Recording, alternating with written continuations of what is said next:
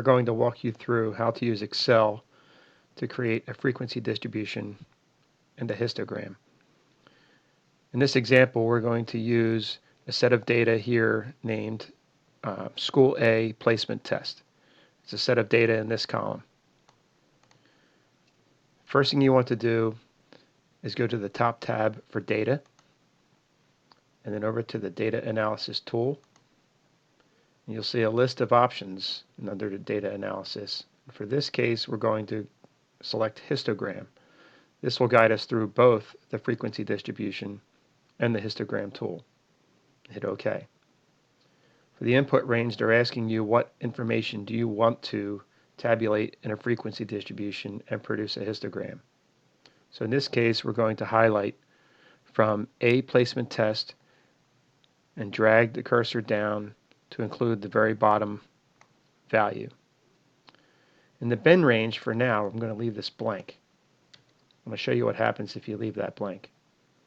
Since I selected the A placement test as one of the value points, I must select this button here for labels so it doesn't tabulate the actual terms of A placement test. For output options, you can either put this on a new worksheet if you want, but for this purpose, we're going to select an output range on here. If you notice, when you select this output range, it actually highlights this box, which is a little glitch in the program. So be sure after you select output range, you put the cursor in this box, and you're going to select the location where you want the output to be. In this case, I'm just going to select here on the F4. I'm also going to select chart output. This actually is the button we need to select in order for the histogram chart to show up. Now I'm going to hit OK. And you'll see what it did was it actually created its own classes based on the data. And note that when it says bin for bin range, it's giving you the top value of the data.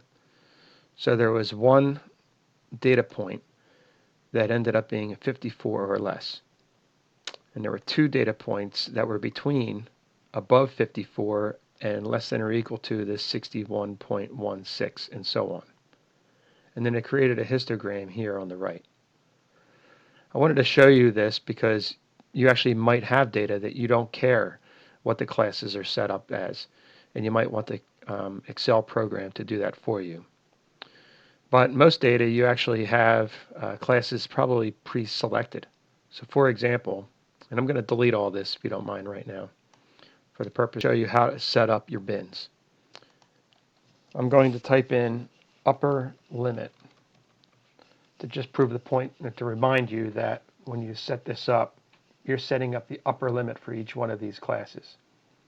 I'm going to set this up as if we were dealing with grades in a school that might have A's, B's, C's, D's, and F's set up in such that 59 and less is an F, 69 and less is a D, 79 and less is a C, 89 and less is a B, and from 90 and above is an A. You'll notice that I left this blank because Excel automatically provides a class above whatever your higher or upper limit is. So I'm leaving this blank so that you'll see in the end it will produce an actual class above 89. I'm going to return back to data analysis, histogram, and hit OK. I'm still using the same set of data here for my input range. My bin range I'm selecting in the box and going up here, and I'm highlighting upper limit and going down to the 89. I have labels highlighted or selected. My output range, I'm going to put this over here. I have chart output. I hit OK.